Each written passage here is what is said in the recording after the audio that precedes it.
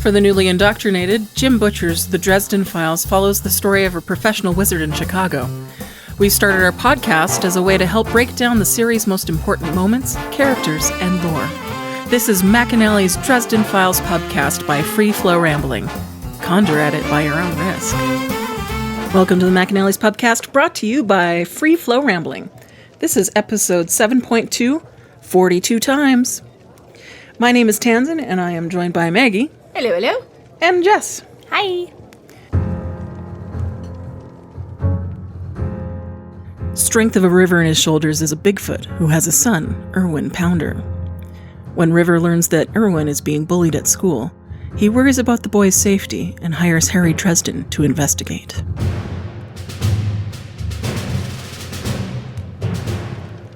So Dresden makes it to Madison Academy and, of course, wears coveralls that are way too altogether short for him. Too short in the arms, too short in the legs, and too short in the crotch. Crotch. Life is tough for that boy. See, I always have the opposite problem. Everything's always, too long, because I'm only, 5'4", and Justin has, the opposite problem, where everything's, riding up in uncomfortable places all the time. Right. So, yeah. Now, he says there, and I love how they arranged this. Apparently, their regular janitor just all of a sudden got a trip to Hawaii and took off. Sweet deal, man. Again, when you got, golf ball-sized nuggets of gold to toss around at your disposal, I guess it's not that hard to send Buddy on a surprise trip. Weird. Imagine it. Yeah, so they're very delighted that Harry shows up, and he gets these coveralls that say Norm, and he's like, could have been worse. Stencil could have read Freddy. Now, the only reference Krueger? That's the only thing that comes to mind with a Freddy. And I know there was, in the Scream movie parodies, Craven makes a cameo in, all of them. And in Scream, or one of the versions of it, or whatever, he is playing a janitor named Fred. And he's dressed in, the red striped shirt and he looks like Freddy Krueger. So I'm I don't know if this is just a vague reference to that. If there's another Freddy janitor thing I might be missing. No, I'm fairly certain that's Freddy Krueger. It's just a Freddy Krueger thing. Okay, because I wasn't sure, because I don't think, because was the actual Freddy Krueger, he worked in there was a boiler thing or something, but I don't think he actually worked as a janitor specifically himself. I'd have to look that up, but I think he was. Yeah, I think he was. Krueger was an actual janitor? Yeah. Anyways. Because children were going missing, I think. Before he was caught. Because he's the Nightmare on Elm Street, so he's the one that, gets into your dreams, right? Or is that Jason? I never actually watched these movies. Yeah. And I know he's got the handmade claw hand was his weapon of choice. And I know there was a thing about him, disposing of bodies in boilers or something, but I wasn't sure if that would actually allude to him actually, working in a school with, a boiler room. But anyways... So yeah, feel free, if we are way off track on this, by all means enlighten us. But that was the only reference I got to the Freddy thing. So he starts engineering sanitation. Yes, says general cleaning duties until he spots Irwin at lunchtime. And he's not that hard to pick out. He's very tall for his age. So now, he says the boy's about 8 or 9. I think the only thing he guesses when he sees the picture, he says he looks about 8 or 9. We get no further. So assuming that is his age, this puts him in about 4th grade. So he's already very tall, which again, as I discussed with my friend, is very possible. He was 6 foot by age 12. So yeah, so figure, given his age, he's about in 4th grade. Very tall already for his age compared to those around. And now I believe it also establishes that Madison Academy is an elementary middle school. So to me, this says, so for us, elementary school is kindergarten to grade 6, and middle school is junior high, which is grade 7 to 9. So presumably this is a... Kindergarten to 9? Kindergarten to 9 kind of a school or whatever, or right? At least 8. Or at least, I'm not quite sure if middle school ranks slightly differently. Oh, yeah, because, high school usually is, 9. They got 4 years. Yeah. We do 3 years of high school. So anyways, there's a fairly broad range, but, and stands out that he's kind of a bit of a loner, not because he's, super weird or awkward in itself, but it's just, he holds himself a little bit different, a little apart, not aloof or anything, he says. He's just, whatever, he's not just interested. One of the others. He's just one of the others, yeah. He's just not quite interested in all the same things as everybody else. He's got his nose buried in a book. He's got, a double-sized lunch, because he's a double-sized kid. But exactly, he's just not whatever. And I guess the takeaway is that he's kind of okay with that, right? Like, he's not, he's not just the outcast for the sake of being the outcast. And he's not staring after other kids yearning for you. Yeah, exactly. He's just like, whatever, I'm a little bit different and I'm okay with that, and that's cool. I just don't really, But, obviously, that does make him a target. And, also a kindred spirit to Harry. And a very, they kind of hit it hard. And I mean, I guess you don't necessarily have to. Like, none of it is that obscure or out of the norm, but basically like he's Harry. Yeah.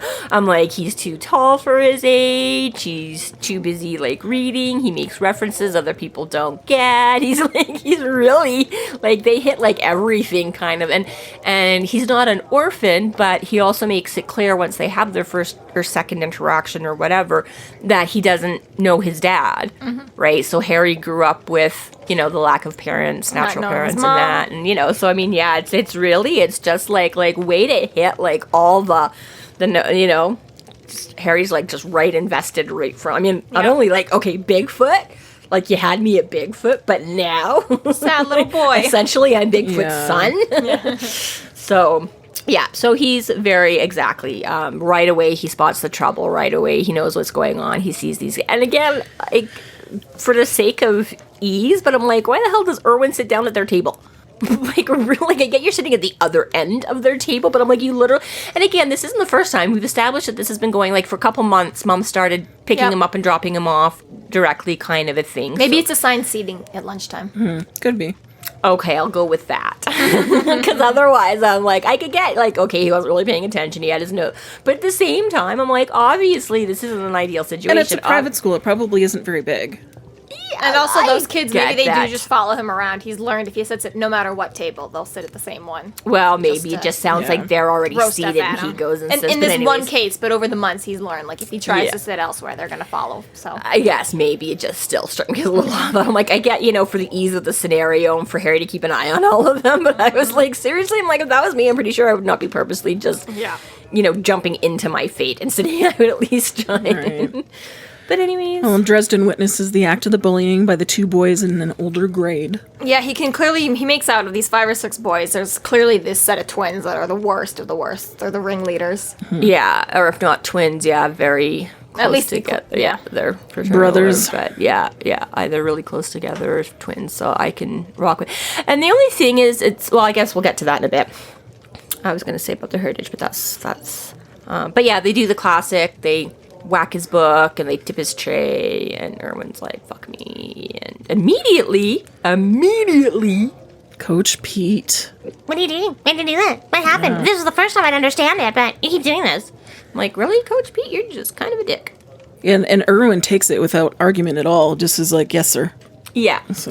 And I'm going to say that's probably a combination of this has obviously been the norm, but it's also a little bit of again, I think that's just sort of Irwin's personality too. He's just kind of the quiet, keep to himself, don't make a bigger deal out of it than you can avoid. Doesn't want to get the other boys in trouble. Yeah, right. Doesn't want to make, again, as Harry was saying, right, he knows he's going to be more of an outcast if he makes a big deal and tattles or whatever and stuff, right? So he's just, kind of resigned to his fate, just kind of, resigned to his fate with the other students, but also seemingly with Coach Pete. With, that's what I mean, with obviously this guy's sort of been writing him as well, so he's just And I like how you get this little moment in here, too, where, Coach Pete insults Hitchhiker's Guide to the Galaxy, right? The instant, all right, appeal to the nerds and everyone reading your book, this guy's clearly a bad guy. Yeah, exactly, clearly Irwin is awesome for a 4th grader reading Hitchhiker's Guide to the Galaxy. Right. And, Harry's little soulmate. Yeah, exactly, and obviously, Coach Pete is just... instant bad guy. Coach Vogon. So detention for Irwin because he dropped his lunch tray for the 5th time this month. So, I think it was something like that. Enough to determine. Yeah, he's like, how many times has your tray ended up on the floor? And he's like, this would be 5.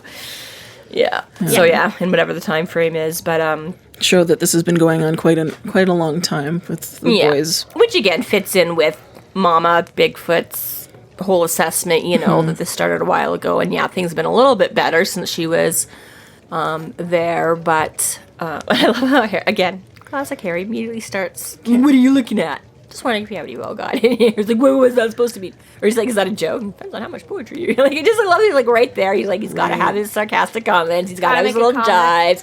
He's got to have his mostly goes over the bad guy's head because they're never as clever or witty or referential as Harry. And in this particular case, it serves as a code for Irwin. Like, I'm on your team. Exactly. Yeah. It lets Irwin hint, nudge, nudge. Like, yeah, buddy, I'm here for you. Yeah. Instant bonding. Yeah. Great.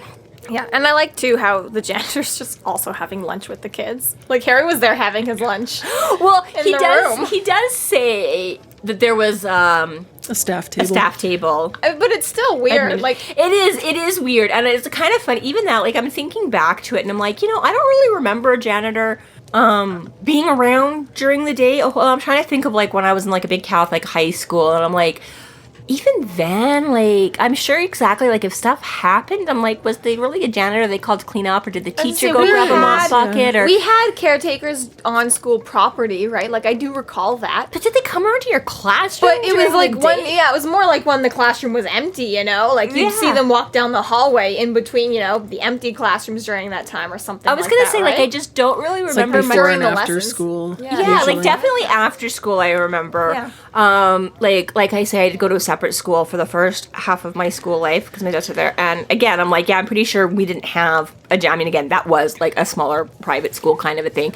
And I'm pretty sure that custodian just came in like at the end of the day when we were done. They came in to clean the school afterwards. Although when I was in grade 1 and grade 2, the school that we had like the most amazing janitor. He would at lunchtime do tricks for everybody and like. Oh, and I see. Yeah, we didn't have. And like I said, he was one of the favorite staff. He was a visible member of. He's one of the few people that I remember from my elementary existence. Like, that's so rare because even if there was like a staff table, like even Hogwarts, like Filch didn't have a seat at the teacher's lunch table. Like, I don't know if he didn't really ever mention. I don't know if he had a spot down at the end. He did not. But either way, I was gonna say our teachers certainly did. Like, so I was gonna say definitely by like high school when we were in like a very large school that had like a couple thousand people or whatever the hell our school held.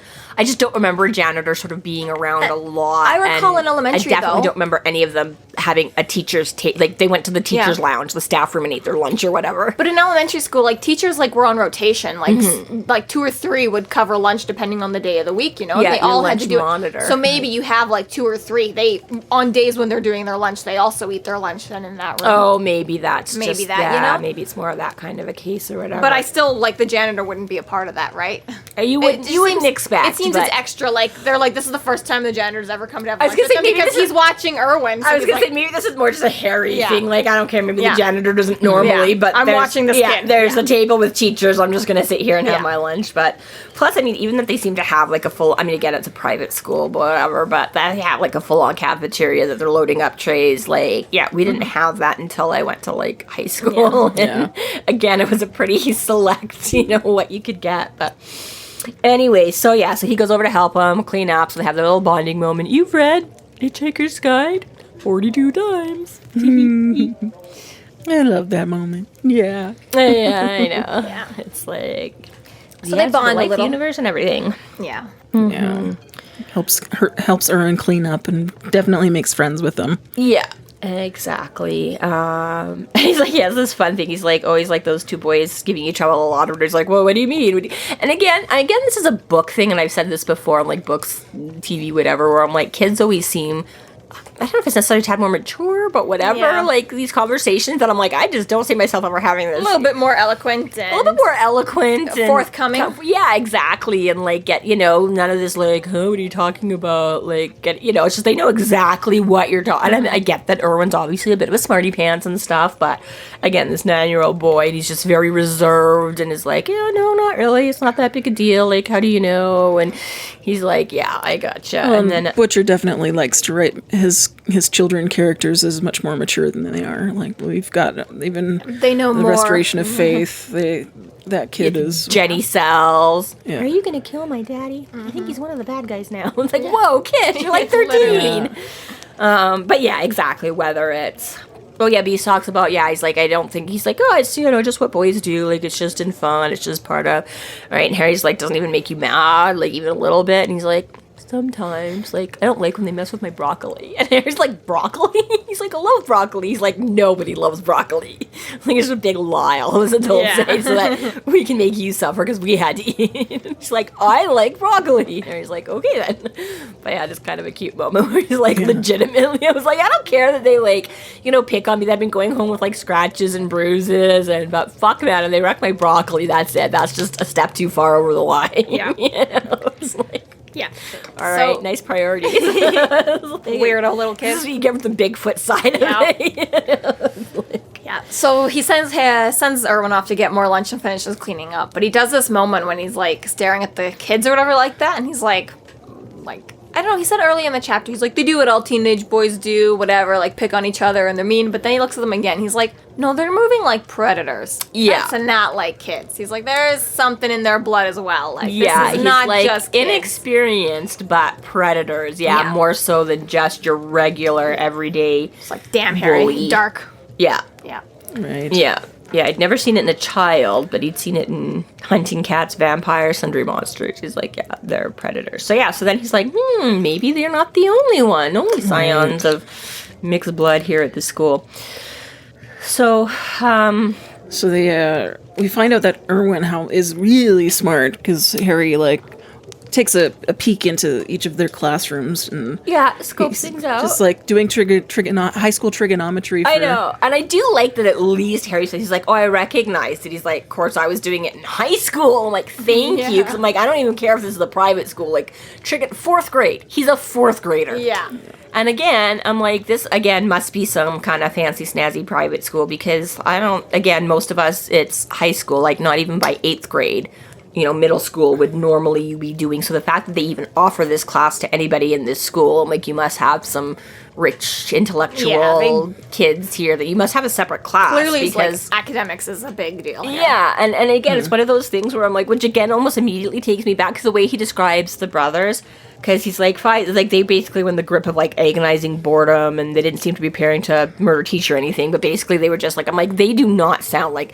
So is it one of those cases of they're not really school oriented, but they have to be there and they do well anyways because it's, you know, you're part of the royal family. You fucking better pass school or not. Like, you're not flunking out of elementary school. I don't care. You know, like, they just have to be. Or, because I'm like, they don't sound like they belong at this school. I'm like, you've got 9-year-old Irwin reading, you know, semi-adult books and doing trigonometry. And you got these two punk-ass kids who are like, you know, sound something like the equivalent of you know, Nelson and Kearney and Jim Bob or whatever off like The Simpsons. Like, you know, like they don't sound like any academic giants here. So I'm like, how are they in the school? But again, it doesn't say that, like, they're doing badly. Well, They're again, they it just just don't says that care. they're bored They're when they're- apathetic, yeah. Yeah, and again, I mean, I was apathetic in school. Like, I it's still true. passed. And it doesn't say that this is specifically like a nerdy school or anything. Like, it's not there Yes, just this isn't for just the a private, academics. yeah. It's a private school. But yeah, just again, that sort of juxtaposition was a little bit, I was like, how do you get like advanced elementary classes and then these schmucks? But I guess they accommodate a very broad spectrum here at this school. Yeah. So Harry goes on after the last bell rings and goes to passively confront Coach Vogon Pete. Yeah, because he's like, he was in there just a little bit too quick. Maybe he's, you know, something to. And I love this interaction as well. He's just like leaning up against the gym, like when class lets out at the end of the day, and he's like, "Did you have work to do?" Doing it. I mean, obviously. He's like the picture of every like industrious janitor, and he's like, "Duh." I'm like, it'd be nice sometimes. I'm like, you know, I've actually like had those jobs where you happen. I'm like, I just want to be like Harry sometime where I get to go into these jobs like undercover, and it doesn't matter if I do a good job or not because it's not like I'm it's there to not do a that real job. Yeah. Yeah, exactly. I just want to be like, excuse me, I'm totally working. Hello. So good. I know, that's good. And yeah. And so we have, so he's like, oh, who are you? And he's like, I'm Harry Dresden. Wizard. But he doesn't pull up, he doesn't soul gaze for once. Yes. For once. As we talked about in these first couple. I mean, a couple times it wasn't his willy-nilly. choice. Yeah, it was like, sometimes it was his choice, sometimes it wasn't, but it was happening a lot. But it's kind of interesting because really it's not a lot different. No. other than, because it's still, and we were talking, I can't even remember now if it was one of the ones I was listening to that I wasn't here for, or one of the last ones I was, just that we were talking about in the last couple episodes of Full Moon. But were you saying something like it was a while ago since Marcone had soul gazed him or whatever? But I think that was it when we were talking about the meeting up at the pit, and he's like, no, don't kill him, like, we need him, blah, blah, blah. And you're like, just Marcone always knows, like, 10 steps ahead of everything. But I was like, but that's the thing, too, is that the soul gaze never fades. Like he says, like anything. So, I mean, it doesn't matter that it was like a year ago, 2 years ago, or 10 years ago. Him and Marcone are both going to remember that the second it happened. The soul gaze never fades, but the soul can change afterwards. Yes. Mm-hmm. Yeah, there can be changes, but that thing, but exactly. So I'm like, and the site basically, he says the same thing. Like he looks at things and it stays, you know, which again, why he's talking about in like a Stormfront. You know, you don't want to whip it out all the time because it's going to stay with you, right? So it's like, it's kind of, I guess, a slightly better version. Drive you insane after a while. Exactly. So I'm like, I guess this is it's kind still of irresponsible. Better than that. Well, it isn't. But I'm like, again, it's sort of, I get that it, you know, it's a slightly different choice from the soul gaze. But again, it's not really, it has a lot of the same effect. It just doesn't let you see as directly into who that person is. Yeah, it's either soul deep or surface deep, right? Yeah, but it's staying no matter what. But yeah, he decides he wants to check this out and he uses his sight instead, and lo and behold, Coach Pete is not what he elf. seems. A smart elf. Yes. And that this is the boy's guardian, and he refuses to stop the boys from using Irwin as bait in practice.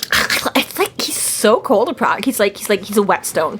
They can hold their, I'm like, wow, like, way to just reduce them to an object. Like, you know, not even like an adversary or something. That they basically, he's just like, yeah, he's a whetstone. They can just sharpen their skills on him and it doesn't matter. It's just, and I have to kind of wonder, like, again, I get it. It makes the plot of the story, but you'd think there'd be easier targets. That, right? You've got, again, in a school like this that obviously caters to a broad spectrum of intellect, there's got to be a lot of other nerds at this school and a lot of other young kids that aren't maybe, you know, towering above everybody else and doing like high school trigonometry. It's not. You think it's just random like kids? It's the power supernatural. To power? Yeah, you think that's it's all the part draws of the supernatural because I think he says like part of it is that like they are just drawn to Irwin because of that. Like it's not so much as just. I mean, you know, the same way that like you know, cats, you know, they don't go after bugs, or dogs don't have to go after bugs, they chase squirrels or something. Like I don't know, like it's just like there's a certain point when it's just not worth it, not on your radar, not the same reward, I guess. I guess I understand that too a bit, like you say, maybe a different, like you say, reward and they skill level kind of a thing, but not again, allowed to prey against humans yet. And maybe living within human society, maybe it is sort of one of those laws of don't get noticed too soon, too early, too obviously by mortal kind. Because I was going to say, I'm like, you know, Harry says at some point, I don't remember if we've come across it yet, but basically, you know, he's like, predators are opportunistic. You know, they really like their ambush mostly, right? They pick off the weak and the sick from the herd and things like that, right? So it's just that to me, I'm like, I guess a little bit in the whether or not it's enough to do, because you're right, you know, a lot of dogs don't go out of their way to chase down, you know, butterflies or grasshoppers, whereas cats will definitely toy with bugs all the time. So I'm like, maybe it could just be, like you say, not on the radar the same way. But I was just like, you think, you know, being opportunistic and going after like prey, that I'm like, there's probably a lot more prey-ish prey. Mm-hmm. But whatever, like you say, it could just be, you know, and especially for like kids too. Like it might just be that, you know, just more fun. You know, Irwin blinks a little brighter than the rest of them because he's got that supernatural. You know, whereas the adults might be like, yeah, we go after like the sick and the weak and they're by themselves, but the kids are still like, no, I want to play with the shiny one. Yeah, exactly. You know. Screw easy, I want to play with the... Well, exactly, until they get smacked down a few times and realize, oh, this is tough to go up against something bigger and stronger than you are, but yeah. Which is, again, part of the learning process that he's trying to, you know, instill in the kids, right? Yeah. See, now, Harry is now in an obvious hard place. He can't take out the Svartalf because he doesn't have the experience, and he also doesn't want to start conflict with the White Council. And he can't directly influence the boys because the Svartalf will kick his ass. Yeah, and he's very matter-of-fact about that. You know, and Harry's like, yeah, I believe him. He's like, I'm old. You are young. I will it's an inevitable foregone conclusion that I will win. Which is like, well, shit. And then, yeah, he doesn't want to potentially bring you know, the White Council up against Svartalfheim, and that's, but yeah, he's trying. Their hands are going to be really full in a couple months, I better. Yeah, Harry's got this, it's just, again, his attempt at diplomacy, you know, so he doesn't want to stir the pot too much, even though he'll do lots of pot stirring. I can't remember if he really goes into it much here, but it's very briefly implied that whereas we've just gone through Ghoul Goblin, where those were clearly lone rangers on their own, the Svartalfs are a community, right? So it's not just an off bad guy, right? And like, that's this is the thing. Full organization, family group. Well, and again, I think he had, you know, those two and the ghoul and the goblin, specifically in this area, fighting for territory, going after this one family. It made it an isolated. Like, again, Harry takes out all kinds of monsters and things like that, right? But again, in this, what makes it tricky is that the Svart Elf is acting within the parameters of, you know, if it was just one Svart Elf preying on children, he probably would be within his rights to do something. But since dude is there as a guardian and the kids are the ones, this is what makes it all, and why, again, it would become more of a conflict between the whole White Council and the whole Svartalfheim as opposed to just Harry and Coach Pete or whatever, right? So, it becomes, and exactly, it's like, well, I can't just pick on kids either. Like, and they don't really, like, this doesn't make me wonder, they don't really ever specify what, like, whether the boys are Svart Elves or not. I mean, again, he says mostly they're known for being, like, artisans and, like, really good and with their artifacts and things like that. So I kind of... Oh, I thought it was just really implied that they were, but... See, I wasn't... Because, again, he says, like, he's a guardian in that, right? So it's like, well, you could have just been any kind of supernatural babysitter hired to... Because, again, of the reputation of Svart Elves being good to their word and don't cross them, right? Again, is they just like a really cool supernatural nanny?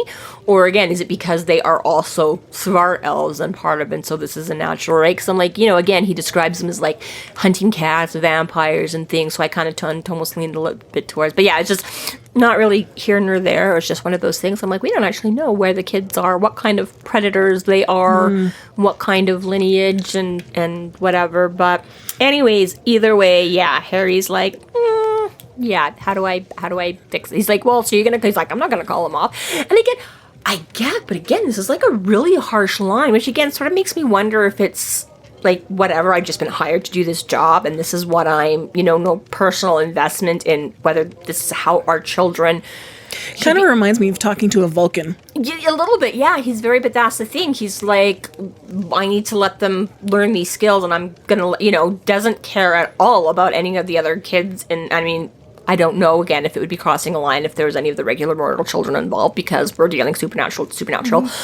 But, I'm like, again, I was like, well, even if I wanted my kids to be, like, strong and assertive, I'm not going to be like, go ahead, you figure out how to pick and bully on people so that you don't get picked and bullied, right? See, I don't know if I, like, because even if you read, like, I mean, this is, again, like, this is an adult book, right? Even if we're dealing with a children's school at the moment. Yeah. But even if you read books like the Percy Jackson series or the Harry Potter movies, like, or books as well, when the kids are fighting with each other, the adults are always like, y'all gotta learn your shit, right? Like, they let the kids fucking, like, beat the shit out of each other, throw spells at each other, duel each other, because it's like, you gotta learn, right? And these supernatural boundaries, puberty is a little bit different, you know? It's not, like, bullying is bad, but, like, kind of even when you're all dealing with just humans, but with supernatural extras, it's I guess the kids gotta figure their shit out, right? It's a low stakes level thing, and even if it's harsh to like be bullying Irwin, it's like they're not out murdering people on the streets; they're just bullying, you know, which is, you know, obviously bad. But although really, when you get to that in a moment, it's pretty serious bullying. But anyways, I suppose I can remember way back. This would have been like early '80s or whatever. I don't remember this. I just remember them talking about it. But I guess someone at school was picking on my older sister and my older brother.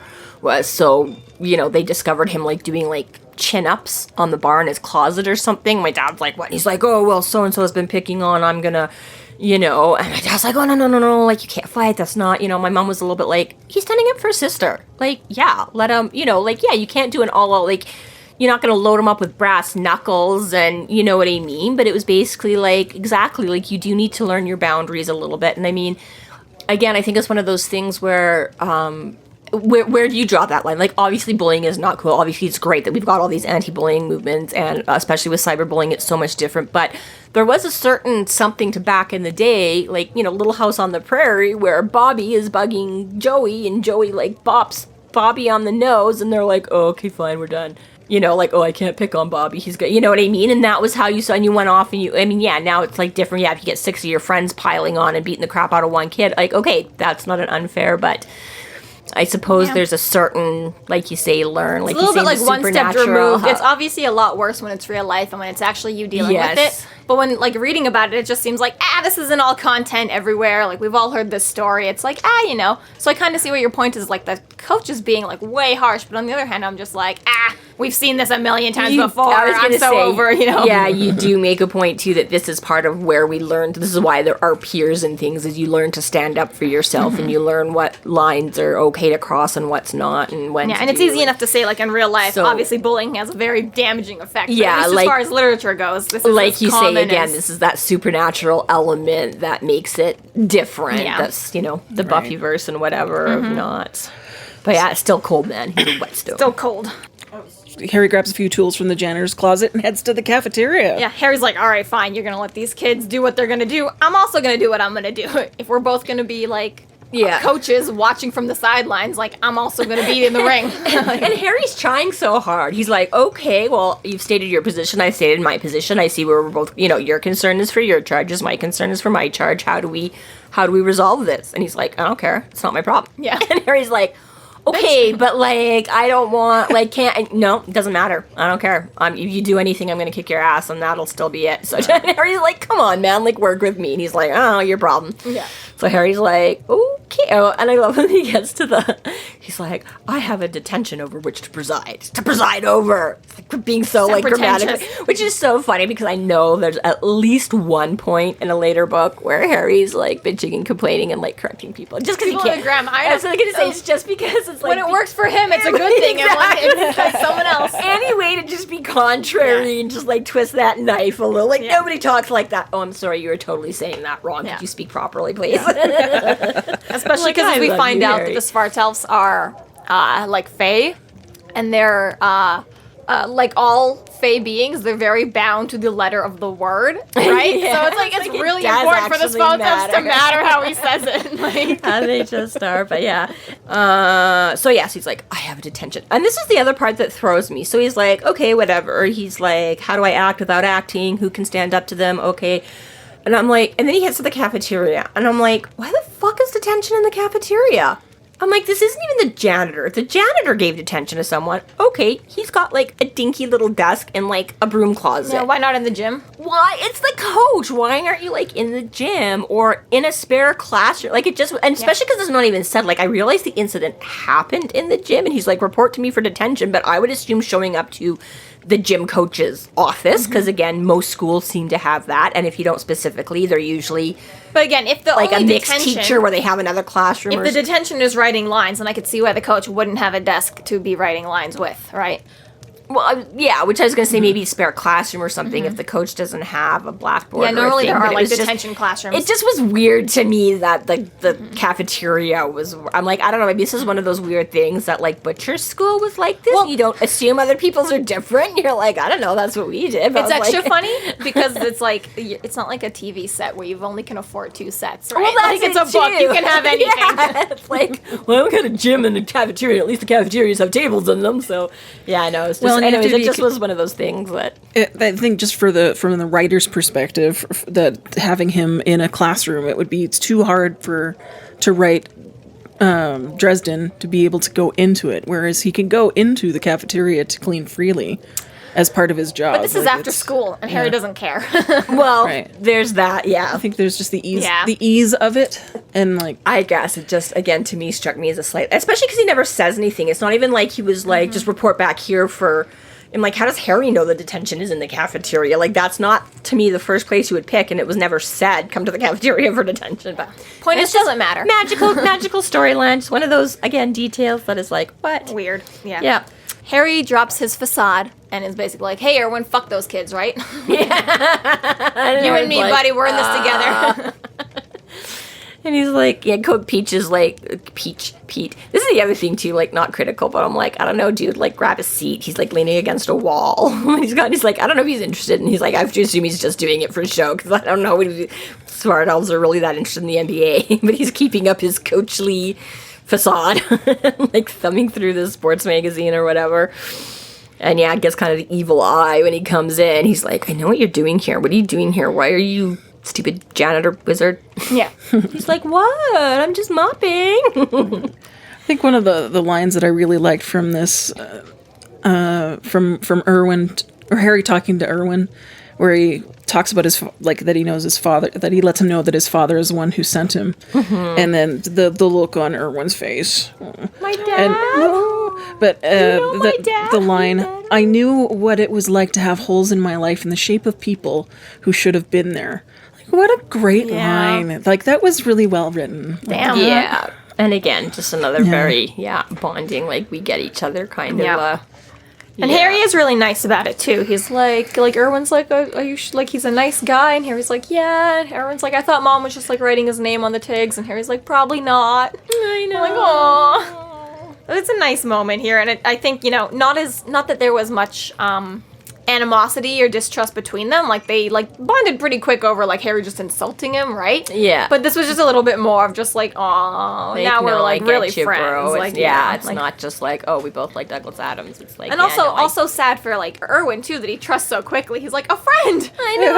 I'll latch on to anyone. Like, oh, because Harry says before, and even now in these early books, he's probably not quite as scarred and scary, but it's still like a tall man. And sure, the janitor is probably less scary than the duster. with his mini overall. But still, generally speaking, Harry's an imposing figure. Yeah. So even then, for this kid to latch on and be like, we're friends, I like you instantly, it's like, oh. Yeah, exactly. It's, it is really touching. It's, So essentially there's this like moment too when like Harry's basically just like giving it advice. He's like, listen, like you gotta make him stop somehow. Like, this is on you to figure it out, which is very like a quick thing for Harry to be like, all right, the adults aren't willing to make a deal with me. The kids gotta make a deal.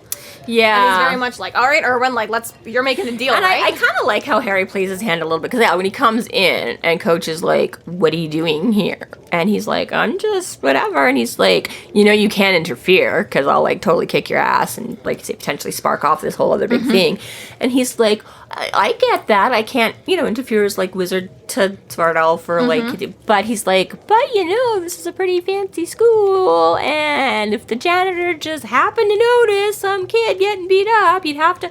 I'm like, that's actually fairly well played. Like, you're right. You go with just the mortal angle there. Yeah. Exactly. I'm like, well, this isn't cool. And you're right. If an adult actually witnessed this, you would be compelled to pass it along and whatever. And then, the smart elf still kind of shuts him down a bit, because he's like, whatever. They're Good luck with that. Yeah, they're like, they have a point. Money is power. They just have a whole lot. Yeah, he's like, they donated like this entire cafeteria we're standing in. So probably not. But it does still, right? It's maybe not a super strong card, but it's at least something Harry can play of. Again, that whole alerting, putting it out there and not keeping it so hidden and behind walls. Right. And when again he's kind of like, yeah, you can try, but the kids aren't going to get kicked out because they still, right? And he's like, okay, fine. And then he's like, okay, Irwin, last chance here, like, but you got to stand up for yourself. Like, I would totally do it for you, but you don't understand what's going on here. And he's very gentle about it. The kid's like, you could come every day, and Harry's like, every day? Forever? Probably not. Right? It's gentle, but he's also like, buddy, like, you got to step up. Like, which is again like one of those, like, fire with fire isn't necessarily the best thing for, speaking of all of those, like, just say no to bullying campaigns that we've all got these days, like, Harry's not really following the guidelines, right? Like, you're supposed to tell an adult and you're supposed to tell the authorities, but Harry's like, listen, real life shit. yeah, pretty much, They burn you, you burn them bigger, which is, Yeah. It's very hard to go back and forth, because it's like, on the one hand, it's like, yeah, okay, I agree with, like, real, like, anti-bullying, like, real life kids just tell parents, but in books, it's like, yeah, no, fuck those kids up. Yeah, a little bit. Well, again, and this is where, this is where you come back, I guess, the supernatural, right? Like, if it was, Faith asked her or something like that, maybe he would have had different advice for her, kind of a thing. But again, he's knowing that there's more on the line here. And again, it's that Harry, I guess, was See, Harry's is different because he was mostly just a mortal kid growing up with regular, like, okay, so he was learning magic, but wizards are just people, right? They're not. As far as he knows. Think about Zoo Days. We won't get to that short story for 5 years, but we've read it. So, yeah, I'm just gonna not focus on that right now because it's take way too much for me to pull up all the details of that. But I mean, I guess, but Harry did just sort of deal with like regular schoolyard bullying kind of a thing, right? And Yes, it wasn't supernatural. Yeah. And this is a little bit. Because again, when they get into it, like and I guess they know, like again, I don't know if the boys. There's not enough about the bully boys themselves, to know if they know what they are, if they know they're specifically, a step outside the world, or again, if right now they're just kind of a couple of bratty kids or whatever, right? But I mean, obviously, Coach Pete is on their side. He lets them get away with everything. So whether they know that there's like a bigger stake, because I mean, we don't even really know if Irwin knows he's half Bigfoot. Like, because again, if he did, he might understand a little bit more why, right? He just doesn't really seem to know why Dad isn't there. Like, maybe Mom I feel like he just doesn't know yet. I feel like, he's young enough that Mom hasn't really sat him down and explained yet. So it does say that the bully brothers are, like, maybe a year or two older. But again, if he's, like, 9, they're, like, 10 or 11. Like, they're still not that, right? So we don't really... But, I mean, part of me is, like, again, I'm shocked at the fact that they're just going into the, like, with Harry being there, and they barely pause, right? Like, they see him in the hallway... But when they go in to start this altercation with Irwin, they just basically go right at it. So I'm like, even if you know, blinders on. Yeah, like you should be aware of the teachers and adults. I was gonna say, like, so just because, like, oh well, Coach Pete's here, he's not doing anything to stop it or stop us. So I guess we're green light, good to go. Yeah. Like, I just because I'm like, they start giving him a pretty vicious beating. Like, it's one thing to, like, wrestle him out of the chair and down, but they don't just start, like, kicking. They get, like, a fucking rubber hose and start beating the kid. Right. Yeah, that's insane. I'm like, I don't know a lot about that other than that's, like, your go-to torture device in every, like, interrogation. That's, it's harsh. It's harsh. Phone books and rubber hoses, man. Like, come on. I'm like, and this is, like, 9, 10, 11-year-olds. I'm like, wow. Yeah, and Harry and Irwin, like, they do this whole, like, you've got to fight, and Irwin's like, I don't like fighting, and Harry's like, it's not fighting, it's communication, like, you got to tell him, but it's just like... They'll only respect strength. Yeah, but it's still, it just feels like it's a little bit like... And it is kind of an interesting, because trust me, Irwin, buddy, I get you, it's hard to confront things, and I am so not a confrontational person, even when there's times I should be, so I do get it. But at the same time, I've never really been in this exact situation either, of, like, the physical, other than, like, fighting with siblings, but that was, like, different and stuff, right? But he's, like, you can tell he doesn't like being hurt, but he's also, like, not afraid, right? Like, he's more willing to take these physical beatings than do it himself. Than to maybe just stand up and see if that, right? And I mean, that's just sort of, like, kind of a weird juxtaposition or whatever for me too. Like, it's kind of, I'm like, because most of us, that's what we do. We try and avoid the conflict because we don't want it to escalate to physicality. I'm like, I could mouth this guy off, but he might turn around and punch me, so I'm just not gonna, what. So yeah, I just find that sort of an interesting, again, from this 9-year-old boy and stuff like that he's like, yeah, this isn't really cool, but I'd almost just rather take the beatings and put up with it instead of what else might come from it. Yeah, well, then that just might speak to how long it's been going on and how it's already escalated, like slowly escalated to this part. Like, I guess, I mean, he does throw out there too that he's like, if they're picking on me, they're not picking on anyone else, which again is like gut punch, like, oh, kid, like, you're 9. How do you even know this? Like, but well, he finally does tell them to stop and that he won't let them continue hurting him, but the boys don't listen anyways. Like, they just go right to town. Full on attack. I know, you think for like half a second, because he's like, he doesn't even turn around. He's like, the boys are approaching. He's like, not even turn around. He's like, stop. This isn't cool. And the boys, like, pause for a second. You think, like, oh, and no. They still just grab him and start. And Harry's mop bucket, which, right off a full moon, too, like, he was just doing this with, like, his fucking staff in the bucket. Like, that's hopefully no one will notice this is a mop. Like, this trick in the book now. We're watching every janitor in Chicago. That is the most ornate mop handle I have ever seen. 2 times now. An academy and a jail that this poor staff has been shoved into a mop if it bucket. worked the first time. Yeah, like... It's gonna work the second. Yeah. It's true, like, you didn't just bring your original janitor outfit, Harry? Like, you already have one fit to size. Actually, I don't think that one fit him that well either, but I don't think it was quite as small as this one. Yeah, so... But yes. He pulls it, and obviously Coach Pete is like, Yeah, instantly. With his fancy magic, he didn't need to use anything. He just, like, quirks his fingers and freezes it. And Harry's like, man, he didn't need to use, like, a focal point or nothing. He just...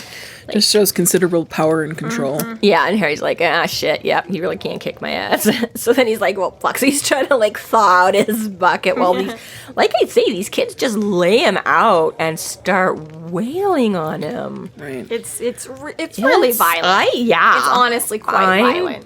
And especially because, like, we've kind of had a moment up until this point where we're like, Harry doesn't use magic. It's just, like, a lot of physical goings on a lot for a lot of his fights in these early books. Like, it gets so physical, but, like, this is really reminiscent of, like, the Street Wolves in Harry after he, like, threw himself from the car. Like, it's just, like, a beat down. Yes. Literally, Yeah. But on the bright side, Harry's words seem to have had an effect because as this fight goes on for another few moments, Irwin decides he will try something. Not a moment too late, soon. Like, it's... Well, and Harry tries to intervene, but he's not even given a chance. Well, like, exactly. It was good. He's like, oh, shit, I'm going to have to take this on. So much for not starting a war, but then he good Yeah. old Irwin. He throws one of them 10 feet away and then lifts the other one off off of his feet and holds him in the air with this considerable strength. So yeah, he finally just exactly kind of the twist and wiggle to get out, just that motion of jerking out of their grip, doesn't just knock the kid off balance, but actually, sends him away. And to get up and hold him up at the same time. Yeah. Like, that's insane. I really, really like the sentence. It's like, the Bully brothers had inherited their predatory instinct from their supernatural parent. Bigfoot Irwin had gotten something else. Yeah, exactly. Like, he's not as...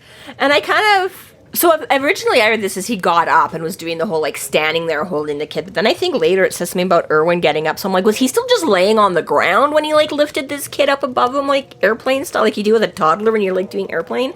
Because, I mean, the kid's off the floor and dangling. I think he gets joking, up and then lifts him up. That's kind of what I thought. But then, once it's over, I thought it said something about Irwin getting up off the floor or something. The kids get up off the floor. Well, the kids do, but... Well, and I just like how mature Irwin is about this moment, because he's like, when he tells them, what you've been doing isn't cool. We'll figure out something else for you to do for fun. So it's not even a, like, go fuck yourselves. You know, I could kick your ass at this point, but it's, I will help you find something else to do. Yeah. It's very which mature. is super mature. Yeah, I know. Yeah, any bully of mine, I would have been like, fuck you. And of course, he wrote in on it. I would have been like, yeah. It was like, I may not actually take any further action, but secretly I'm wishing you, like, every bad thing in the world to, like, ever happen to you. But, yeah, exactly. I confronted a bully once in junior high, and then... and it just consisted of me walking up to them and smacking them in the side of the face and then walking away. Was it someone, like, specifically picking on you, or were you, like, going to the defense of some other kid? She had picked on me for years and years, and then finally I was done with it. And she's like, oh, you gonna cry? Smack. And walked away. That was that? And then she cried. Oh, nice. Fuck you. And then told on me. Well, of course. Went to the teacher. Of course. Bullies are always the biggest snitches. Yeah, exactly. Yeah. But yeah, you weren't offering to, like, would you like to do some arts and crafts after school? Maybe find another outlet. Let's dialogue this, shall we? No. That was junior high. Like, that wasn't even elementary stuff. Right?